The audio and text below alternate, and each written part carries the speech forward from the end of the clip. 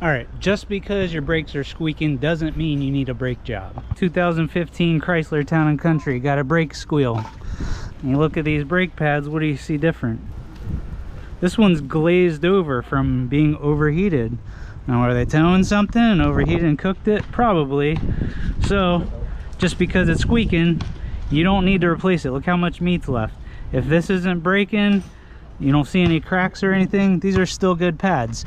So to get your glazed pad to look like the resurface pad, you get some 80 and take your glazed pad and just scuff it up.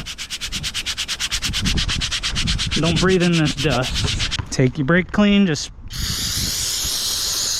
get all that dust off of there. And look at that, almost good as new. That's beautiful. Don't sell people brakes on every brake job. It's wrong. Just clean them up.